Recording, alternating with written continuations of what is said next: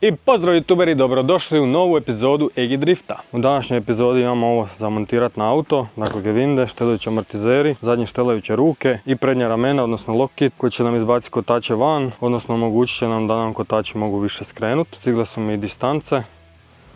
Ovo je od kovanog aluminija, mislim da bi trebala biti dobre, šarafi su 12,9 tvrdoće, tako da mislim da će biti sehr gut. Samo sam zadnje naručio, prednje nisam siguran da ću uopće trebati, ali vidit ćemo to kad montiramo ova ramena. Sad ću vam prvo montirati prednji kotač i smotat ga pun da vidite koliko može sad skrenuti i onda ćemo napraviti usporedbu kad stavimo nove vilice. Vidi ove ose što mi lete oko auta.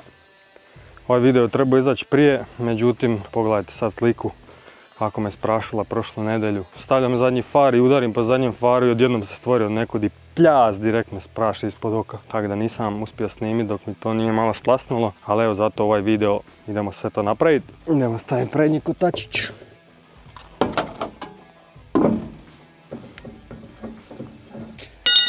Evo gledajte kako sad možemo skrenuti. Dakle ovo je full lock. Možete vidjeti kako kotač stoji prema van, odnosno ima pozitivan kamber. Zato se sad kotač izbacuje sa ovom vilicom prema van. I kad je volan ravno, oni će stajati negativan kamberu. I onda kad namutaš pun lijevi, kotač neće imati toliki nagib, nego bi trebao imati manje.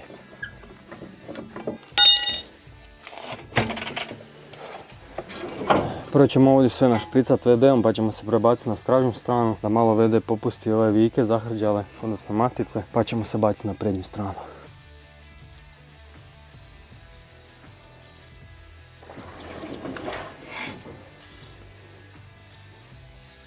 Idemo napraviti isto i s druge strane.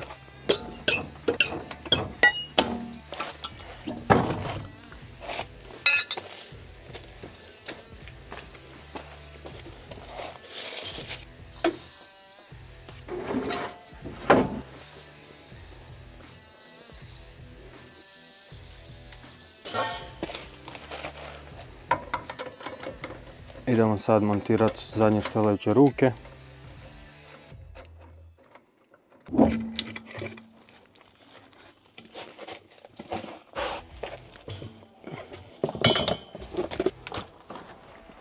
Dakle, ovo rame vilica kako god ko zove moramo skinuti i zamijeniti sa štelajućim. Mislim, ona ovdje ima podlošku koja je ekscentrična, ali ne možeš toliko našla. Pošto ja auto spuštam jako puno, kotač kako se spušta, tako se i naginje prema šasiji, odnosno dobiva negativan kamber. Sad kad promijenimo vilicu moći ćemo je skratiti ili produžiti, tako da možemo uvijek štelati ovaj nagib, odnosno kad spustimo auto na visinu koju želimo, poravnamo kotači da budu 0 ili možda blagi plus i tako da kad startamo, kad se auto još malo spusti iza dolje, da kotači budu 0 i imamo maksimalan grip, ali to ćemo se još vidjeti.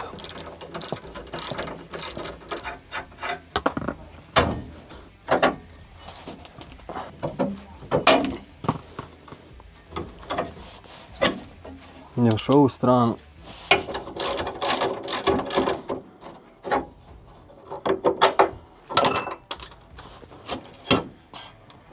I sad možemo montirati novo rame. Kao što možete vidjeti, ova kugla se može ušarafiti ili išarafiti, isto tako s ove strane ova vilica. Istime možemo dobiti kraću ili dužu vilicu. Rame, šta god.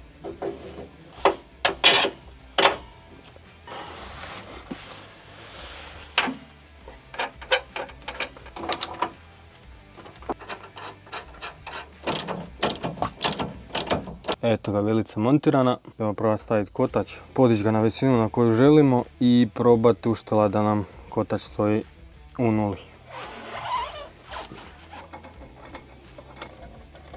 Prvo da vidimo kako nam je trenutno stanje. Sad nam je vaser vaga u 0 recimo. Imamo nekih cenat razlike, dolje dira guma, tako da ćemo sad izbaciti ovdje pola centra prema van gumu i onda bi trebalo biti ok. Dakle, ovo rame novo moramo skratiti za pola centa.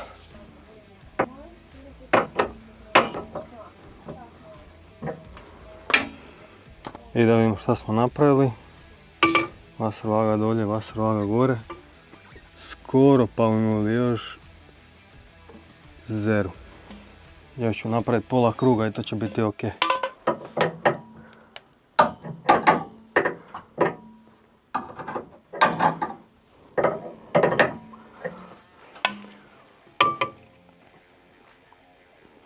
Evo ga, idealno. Zasad ćemo ga ostaviti u 0. A na traci ćemo onda testirati, ispravati, tapirati. Minus, plus i tada i tada. Ovisnosti o stazi i kako se auto bude ponašao. Idemo sad ubaciti gevinde ovdje na ovu stranu pa ćemo se prebaciti na drugu stranu. Napraviti isti posao kao i ovdje. Kidamo kotač ponovo. Idemo skratiti gevindu maksimalno pa ćemo vidjeti da li će to biti ok ili ćemo morati ovaj prilov čačkati.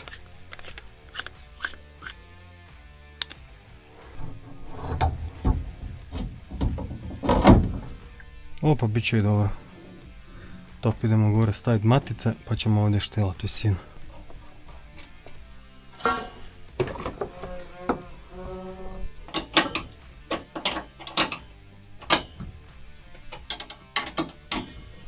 Tako, sad možemo naštelati visinu.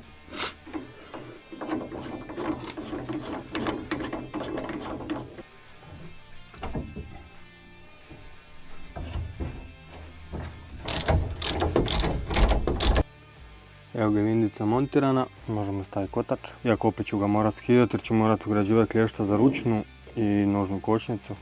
Ali to nam nije problem.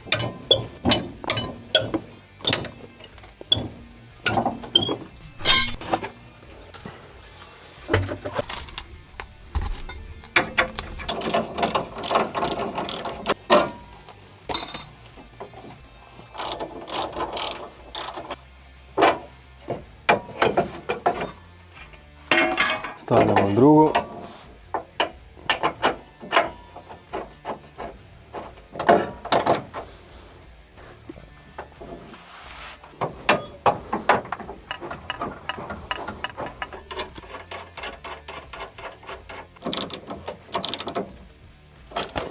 Montiramo distancer.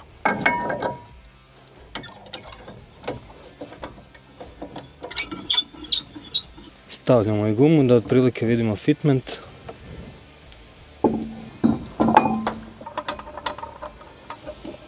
Može još gore felga.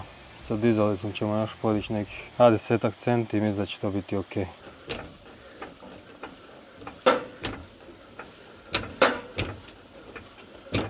Ovo bi trebalo biti ok.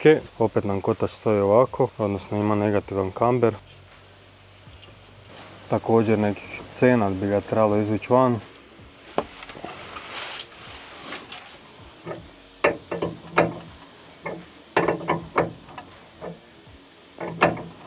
Da vidimo sad. Ideala. Može gevinda gore.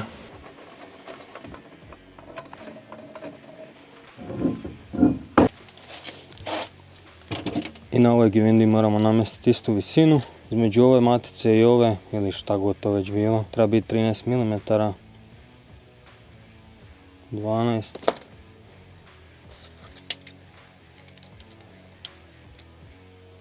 Evo ga, točno 13. I sad našarafimo ovaj donji kraj. I možemo na montage.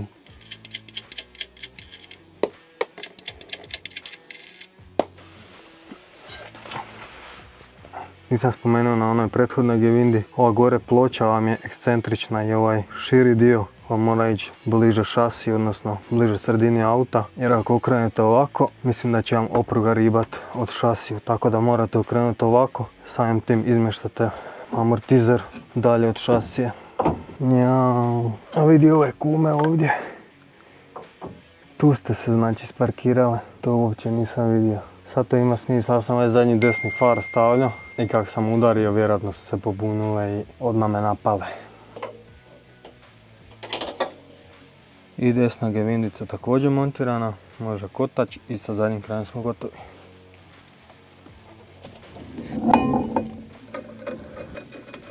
Sad se idemo prebaciti na prednji kraj.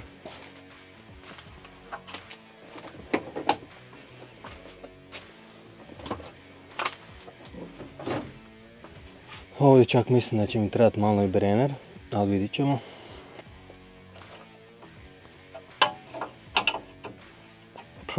Prilično lagano išlo, očito VD pomogao. Tako, nećemo ga do kraja čarafiti. Sad ćemo ga probati kvrcnut.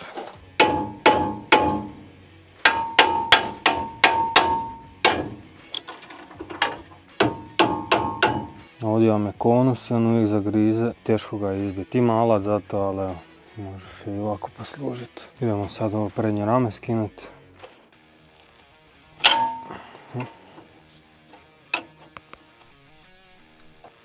Ovdje još imate 2.16-ice.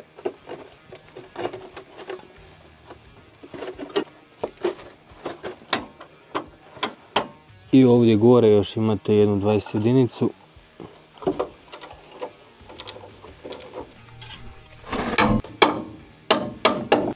Tako.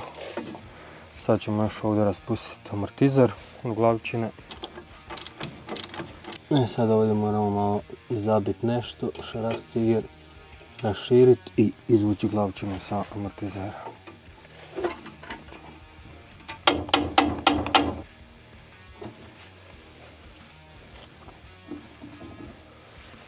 Ako možemo sad amortizer skinuti.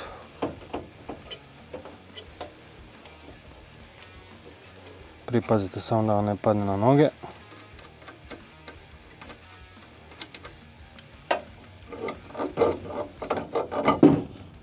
I ostalo nam još da skinu stabilizator. Možemo ga i ovdje skinuti jer imamo nove stabilizatore.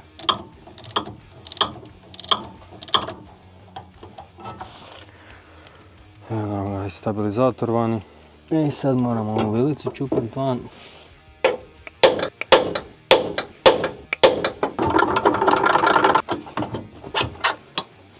Također ovdje je konus koji zna zagristi jako dobro.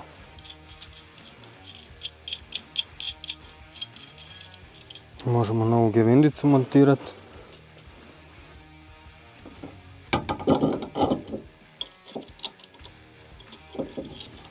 Prvo ću staviti bez caster camber ploča od Weissweba, pa ću vidjeti kako će stajati, odnosno koji camber ćemo imati, ali vjerojatno ću ih stavljati. Ali zanima me čisto razlika.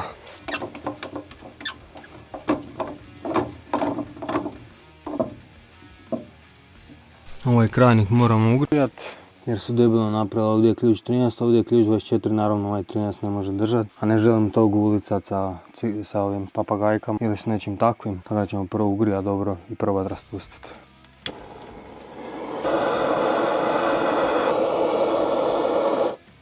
Ajde sad probamo.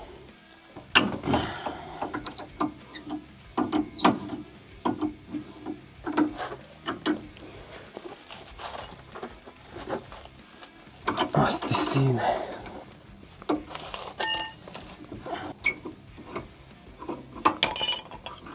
Možemo na montage prednjeg i lijevog ramena.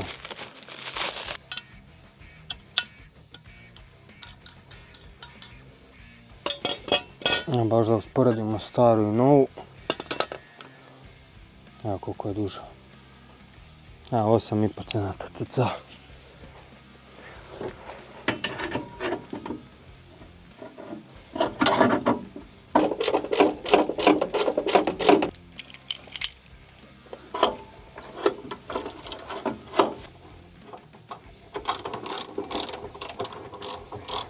Ovdje imate ugravirano Weissweb 0.46 kao BMW 46, ovo im je serijski broj 0102, L kao left.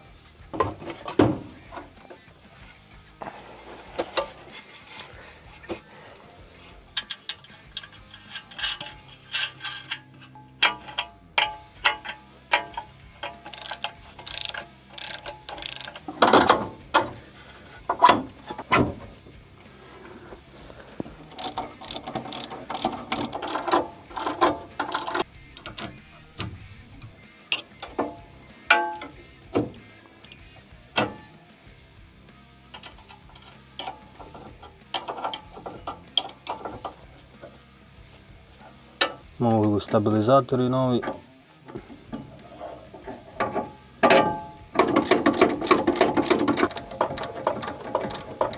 Sad možemo montirati gumu. Da vidimo kako to stoji.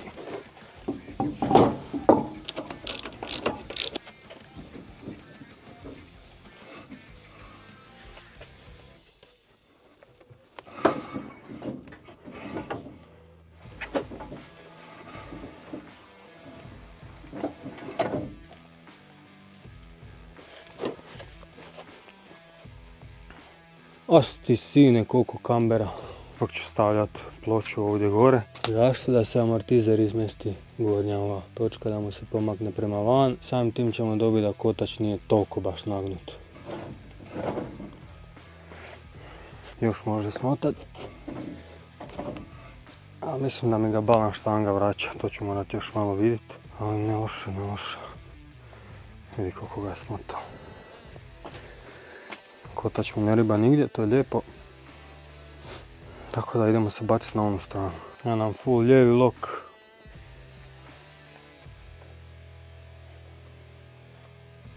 Mislio sam da ću izgubiti pozitivnu kambera. Mislim, jesam ga izgubio nešto, ali nisam očekivao da će baš toliko i dalje biti nagnut kotač. Odnosno, imati pozitivni kamber, ali dobro. Ovdje ćemo prvo probati ovo otpustiti. Sad idemo probati krajnik otpustiti sa glavčine. Mada, VD čudo radi. Ovo da nisam našpricao VD-om i ostavio tako, ja mislim da bi se patio jedno 3 sata duže. Tako da savjet, koristite VD kad morate. Opet ne otpuštamo do kraja da možemo izbiti ovaj konus.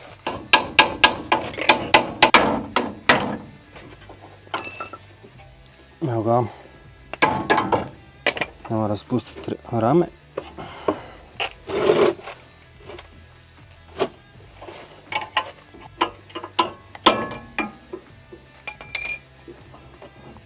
Raspuštamo ovdje sa šasije.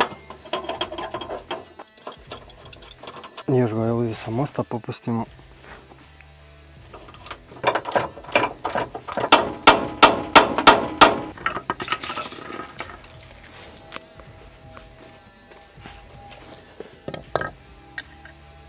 Idemo raspustiti amortizer od glavčine.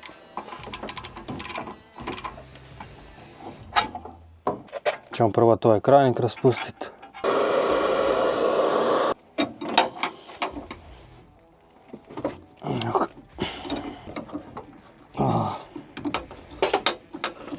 Možemo ramenčić montirati.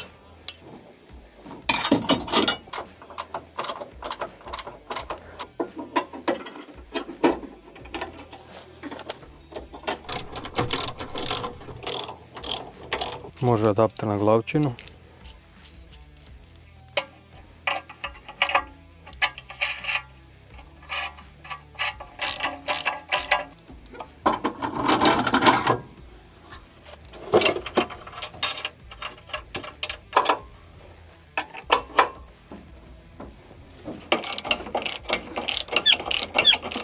Kako mi tamo točak stoji, ravno ili? Ne, zamotan pun desno. Pa ravnat ćemo ga, da. I montiramo još krajnik.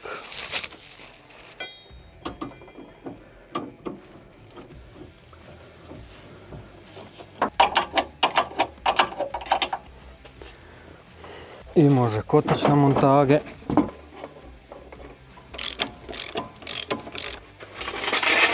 I možemo ga spustiti napokon na svoje kotačiće.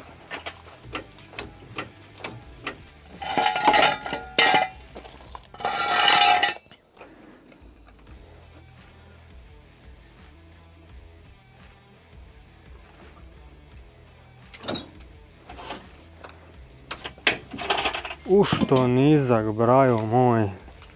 A joj, previše kamera, stari moj.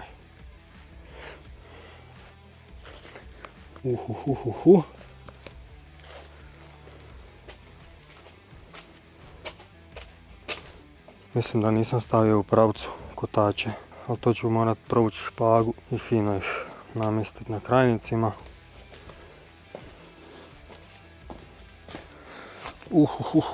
Dobar mi je, dobar. S obzirom da nekih 8 sati ove kamber ploče koje su nam ostale, odnosno evo ih ovdje, montirat ćemo sutra, jer ovako definitivno ne planiram voziti, mislim da je ovo previše kambera. A i s ovim pločama ga mogu lijepo modulirati kako mi bude trebalo, tako da probat ćemo ih staviti sutra, ali izgleda ovo zergut. Zergut.